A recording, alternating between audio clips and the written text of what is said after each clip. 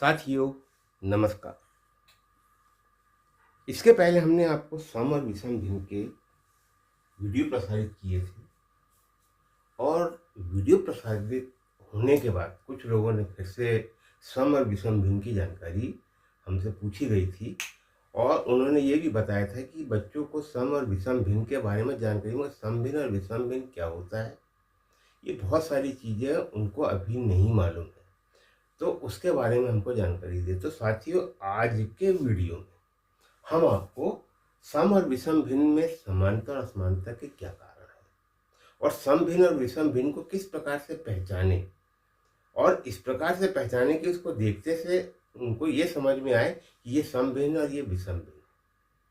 अक्सर हम अपनी शाला में एक बात तो बता देते हैं, जैसे कि यहाँ पर मैंने सम भिन्न लिखा है और ये यहाँ पे मैंने विषम भिन्न को लिखा हूँ। सम भिन्न 1/3, 5/7। मगर क्यों कहते हैं, इसका रीजन क्या है कि इन्हीं को हम सम भिन्न कहेंगे और इनको हम विषम भिन्न कहेंगे। तो ऐसी छोटी छोटी चीजों की हम आपके सामने जानकारी लेकर आए हैं और निश्चित बात है कि अगर हम इन चीजों को अपने शाला के बच्चों को यदि बता दें कि ये सम भिन्न क्यों होता है और ये विषम भिन्न क्यों होता है, तो उसको देखते से वो एक बात को समझ जाएंगे कि अगर ये दोनों भिन्न लिखे हैं तो ये भी बता देंगे कि इसमें छोटा भिन्न कौन सा है, बड़ा भिन्न कौन सा है और वगैरह वगैरह बहुत सारी जानकारी इसमें वो बता सकते हैं। तो ऐसे ही वीडियो हम आपके सामने लेकर आए हैं। तो साथियों, जो मेरे चैनल में अभी नए आए हैं, क्योंकि हम बहुत अच्छी अच्छी जानकारी आपको गणित के मामले में देते हैं, तो सबसे पहले चैनल को सब्सक्राइब करें, लाइक करें, शेयर करें और इसमें आपको कोई पैसा नहीं लगता। इससे यही है कि मैं जब देखता हूँ तो मुझे ऐसा लगता है कि नहीं, मुझे देखने वाले हैं। और यदि आपके अंदर कोई प्रश्न हो सम भिन्न के बारे में या किसी भी चीज़ के बारे में, आप कमेंट्स करें, हम निश्चित रूप से हम उसके जवाब देंगे। तो चलिए हम अपने वीडियो की शुरुआत करते हैं। सम भिन्न और विषम भिन्न में समानता के और असमानता के कारण क्या है। तो साथियों, सबसे पहले तो हम आपसे बात करेंगे सम भिन्न और विषम भिन्न में किन किन बातों का में समानता है। तो सबसे पहले हम समानता देख लेते हैं कि दोनों में क्या समानता है। तो हम एक बात कह सकते हैं कि दोनों भिन्न के रूप में लिखे जाते हैं और भिन्न के रूप में लिखे जाते हैं। तो सम भिन्न को हम अंश और हर के रूप में लिखते हैं और विषम भिन्न को भी हम अंश और हर के रूप में लिखते हैं। ठीक है, इनमें यह समानता है कि सम भिन्न हो या विषम भिन्न हो, हम दोनों को अंश बटे हर के रूप में लिखते हैं। दूसरी समानता इसमें यह है कि सम भिन्न और विषम भिन्न दोनों को ही बटे के रूप में लिखा जाता है। तो ये दो चीज आपने देखे हैं कि सम भिन्न और विषम भिन्न को हम अंश और हर के रूप में लिखते हैं और बटे के रूप में लिखते हैं। अब हम बात करते हैं सम भिन्न और विषम भिन्न में असमानता के क्या कारण है या क्या अंतर है। तो सबसे पहली बात कि सम भिन्न में अंश छोटा होता है और हर बड़ा होता है। जैसे ये 1/3 है, ये छोटा है और ये हमारा बड़ा है। दूसरा, अगर विषम भिन्न हम देखें 3/2 को, तो इसमें अंश बड़ा होता है और हर हमारा छोटा होता है। ठीक है, अंश हमारा बड़ा होता है और हर हमारा इसमें क्या होता है, इसमें हमारा छोटा होता है। दूसरी बात, सम भिन्न को हम छोटे भिन्न कह सकते हैं और विषम भिन्न को हम बड़े भिन्न कह सकते हैं। अब क्यों कह सकते हैं, इसकी बात हम बाद में आपसे जरूर करेंगे। तो सम भिन्न और विषम भिन्न, क्योंकि इसको हम छोटा भिन्न कह सकते हैं, इसको हम बड़ा भिन्न कहते हैं। ठीक है, एक हम आपको इसमें जो आपको रीजन जो बताने वाले हैं, एक विशेष रीजन है, एक कारण है जिससे हम सम भिन्न और विषम भिन्न की जानकारी हम आपको देंगे। जैसा ये 1/3 लिखा है, ये 1/3 लिखा है, ये हमारा सम भिन्न है, ये हमारा क्या है, सम भिन्न है। और जिन भी भिन्नों का अंश छोटा हो और हर बड़ा हो तो वो भिन्न इकाई से छोटे होते हैं। ये खास बात है इसमें, इकाई से छोटे होते हैं। कहने का मतलब ये है कि हमारी संख्या एक जो है, एक का जब हम विखंडन करते हैं, जब एक के जब हम टुकड़े करते हैं, जैसे कि मान के चलो ये एक लकड़ी है, इसके जब हम टुकड़े करेंगे, यहाँ पर ये पूरी एक लकड़ी है, इस जगह पे ये एक है, और जब इसका हम खंडन करेंगे तो जब ये टुकड़े जब इसके जब होंगे तो वो हमारे कौन से भिन्न कहलाएंगे? वो समभिन्न कहलाएंगे, क्योंकि यहाँ पर इकाई को तोड़ा जा रहा है, और इकाई जब टूटती है तो वो हमारे समभिन्न होते हैं। अच्छा, दूसरी बात मैं बता दूं कि जैसे यहाँ पर ये 3 लिखा हुआ है, तो मैं यहाँ पर आपको बता रहा, जैसे कि ये लकड़ी है, इसको कितने भागों में काटा गया है? 3 भागों में काटा गया है। ये फिलहाल क्या थी, मैंने अभी आपको बोला, ये एक लकड़ी, इसको कितने भागों में काटा गया है? 3 भागों में। कहने का मतलब ये जो एक है ये हमारा संपूर्ण है, ये हमारी इकाई है, ये हमारा एक है, ये एक, ये पूर्णांक है। इस पूर्णांक का विखंडन किया जा रहा है, ठीक है। इसलिए यहाँ पे हम सम भिन्न को छोटे भिन्न या इकाई से छोटे होते हैं, क्योंकि इकाई के ही टुकड़े से ये बनते हैं 1/3। यहाँ पे मतलब क्या हुआ है कि मान के चलो ये एक लकड़ी, इसकी ये 3 भाग में इसको काटा गया, ये इसकी क्या है? संपूर्णता है। मगर यहाँ पे अगर देखा जाए तो इसके कितने भाग का उपयोग किया गया है? तो मान के चलो हम यहाँ पे इसको 3 भाग कर लेते हैं, ये 3 भाग, तो यहाँ पे इस भाग का उपयोग किया गया है, ठीक है, एक। तो यहाँ पर बता रहा है 1/3, इसलिए ये हमारे इकाई से छोटे भिन्न कहलाते हैं। अब हमने यहाँ पर एक विषम भिन्न लिखा है 3/2, और हम आपको जानकारी देंगे, संपूर्ण जानकारी हम इसकी देंगे कि विषम भिन्न इकाई से बड़े होते हैं। हमने क्या बोले थे? ये इकाई से छोटे होंगे और ये इकाई से क्या होंगे हमारे? ये बड़े होंगे। समभिन्न इकाई से छोटे, विषम भिन्न इकाई से बड़े होते हैं। इकाई से बड़े का मतलब ये है कि जो हमारी पूर्णांक गिनती होती है, या कोई वस्तु है जो 1 है, 2 है, 3 है, तो हम यहाँ पे संख्याओं की बात कर लेते हैं, 1 2 3 4। यहाँ पे मैं इस बात को बोल रहा हूँ कि विषम भिन्न जो हमारे होंगे ये इकाई से बड़े होंगे। कहने का मतलब इकाई से बड़े क्या? 2 3 4 5 6, ये आपकी जो गिनती है जो ये इससे ये बड़े होंगे, ठीक है। विषम भिन्न कैसे होंगे? इकाई से बड़े होंगे। और सम भिन्न कैसे होंगे? जैसे मैं यहाँ पे 1/3 लिखता हूँ, यह हमारे इकाई से छोटे होंगे, ठीक है। यहाँ तक आपको बात समझ में आ गई होगी कि विषम भिन्न इकाई से बड़े होते हैं, और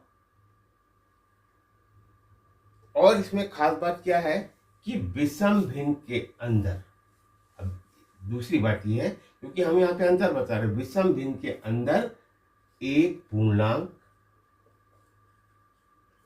विषम भिन्न के अंदर हमेशा एक पूर्णांक और एक समभिन्न का समावेश होता है। इसमें 2 चीजें होती है, इसमें एक पूर्णांक होगा, और पूर्णांक मैंने यहाँ पे लिखा है, इस प्रकार के कोई भी पूर्णांक उसमें आ सकते हैं, और एक हमारा समभिन्न होगा। समभिन्न कहने का मतलब जो इकाई से ये छोटे होंगे। तो विषम भिन्न में 2 चीजों का समावेश होता है कि ये पूर्णांक से बड़े होंगे और एक उसमें समभिन्न होगा।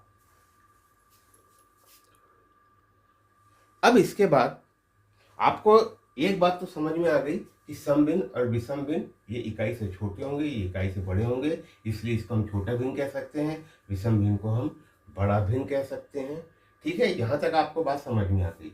दूसरी बात आपको विषम भिन्न के बारे में ये भी बात समझ में आ गई, एक विषम भिन्न के अंदर एक पूर्णांक होता है और एक समभिन्न होता है, ठीक है। विषम भिन्न को हम मिश्र भिन्न के रूप में समावेश किया जा सकता है।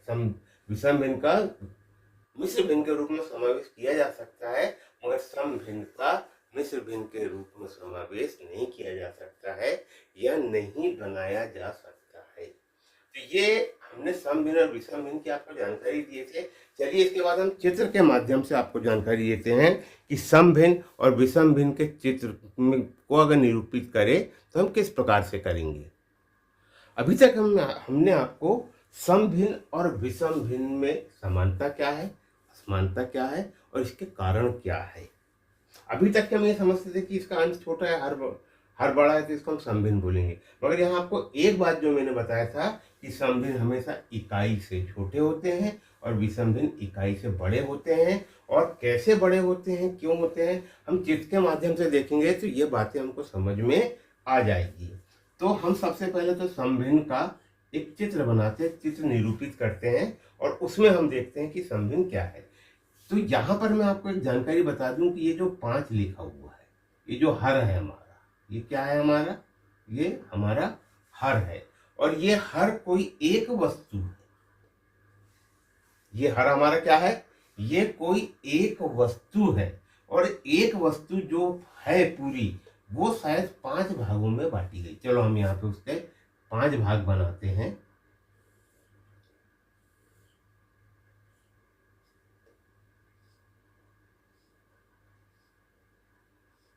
1 2 3 4 5, ये हमारी पूरी एक वस्तु हुई। आप इसको एक मान के चलेंगे, क्योंकि मैंने बताया था कि हर हमारा संपूर्णता को बताता है या पूर्णांक को बताता है। ये बात मैंने कई बार कई वीडियो में आपको बताया हूं कि ये हर हमारा जो है, ये हमेशा भिन्न के संपूर्णता को या पूर्णांक को बताता है या पूरी वस्तु की जानकारी देता है कि जो वस्तु भिन्न में लिखी जा रही है वो कितने भाग में बटी हुई है। जो वस्तु या जो अंक या जो भी चीजें लिखी जा रही है और उसको अगर समभिन्न के रूप में लिखी जा रही है, तो जो हर है जो उसका, वो इस प्रकार से कितने भागों में बांटा गया है उसकी हमको यहाँ जानकारी मिलती है। तो यहाँ पे आप 3/5 लिखा है, तो कोई वस्तु कितने भाग में बांटी गई है, तो वो 5 भाग में बांटी गई है। यहाँ ये बात तो बोल रहा है कि कोई वस्तु जो है जो 5 भागों में बांटी गई है, और वो 5 भागों में जो वस्तु को बांटी गई थी उसके कितने भाग का उपयोग किया गया, या कितने भाग उसको दिए गए, या कितने टुकड़े का कोई उपयोग किया गया है, या उसको अलग कर दिया गया है, इसको हम क्या बोलते हैं, अंश। क्या बोलते हैं, अंश या भाग।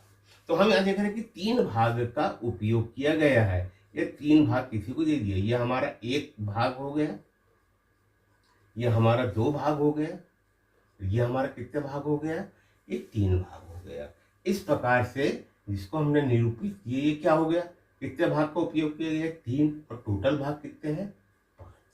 ये संपूर्णता किसी भी भिन्न में कभी समाप्त नहीं होती है। यहाँ पे इसी को ही दर्शाया जाता है, चाहे हम समभिन्न का उपयोग करें, चाहे हम विषमभिन्न का चित्र बनाएं, मगर हर में कभी कोई परिवर्तन नहीं होता। और हर में क्यों नहीं परिवर्तन होता, क्योंकि हर का ही विभाजन किया जाता है और उसको हमको संपूर्णता के रूप में बताना होता है।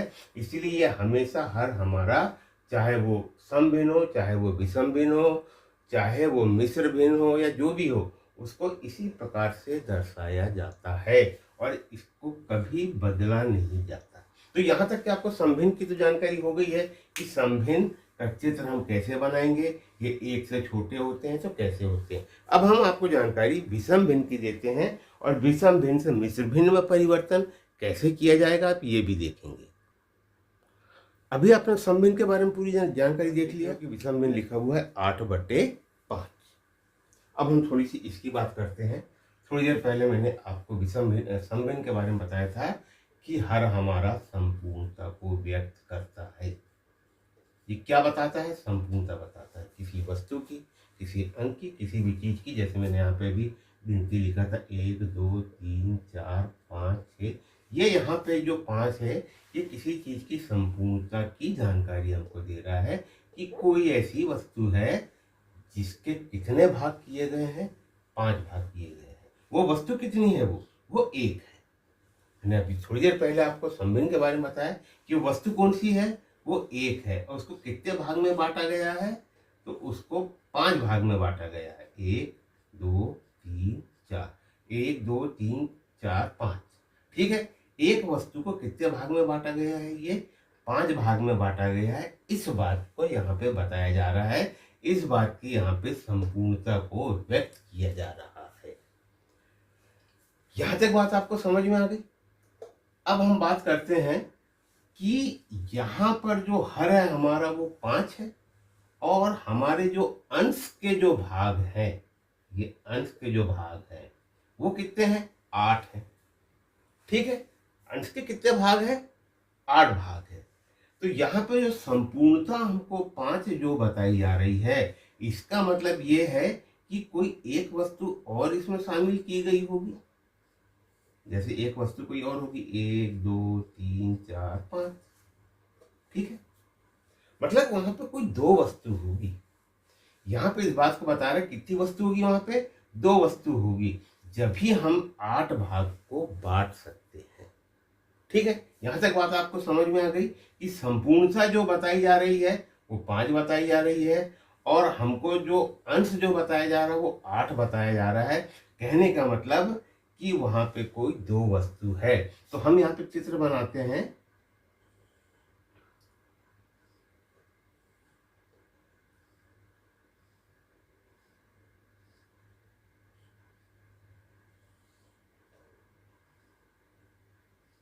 यहाँ पे हम 5 भाग में बना देंगे, 1 2 3 4। ठीक है, क्योंकि यहाँ पर हमारी जो संपूर्णता जो बताई जा रही है वो 5 बताई जा रही है, और हमको जो भाग जो बांटे गए हैं, भाग जो बांटे गए वो कितने बांटे गए हैं? 8 बांटे गए हैं। तो कहने का मतलब ये है कि ये हमारी 8, 2 भाग, 3 भाग, 4 भाग, 5 भाग, 6 भाग, 7 भाग, 8 भाग, ये 8 भाग हो गए हमारे। 8 भाग बांटे गए। तो यहाँ पे एक वस्तु को पूरा पूरा बांट दिया गया है, एक वस्तु को पूरा पूरा बांट दिया है। कहने का मतलब ये जो एक लिखा हूं, ये जो मैंने आपको संपूर्णता दर्शाया हूं, ये 5 को पूरा पूरा बांट दिया गया है। मतलब कि ये पूर्णांक पूरा पूरा दे दिया गया है। यहाँ ये बात को बताया जा रहा है क्योंकि एक पूर्णांक इसके अंदर शामिल है। मैंने अभी थोड़ी देर पहले आपको बताया था कि हमारे समभिन्न 1 से छोटे होते हैं और विषमभिन्न हमारे एक पूर्णांक से बड़े होते हैं। कहने का मतलब कि 1 से बड़े होंगे। कहने का मतलब यहाँ पे आप देख रहे हैं कि एक पूर्णांक हमारा निकल गया। अब यहाँ पे की स्थिति क्या बन रही है? कितने भाग का उपयोग हो गया है? 1 2 3। ठीक है, यहाँ पे कितने भाग का हुआ है उपयोग? यहाँ पे 3 भाग का उपयोग हो गया है।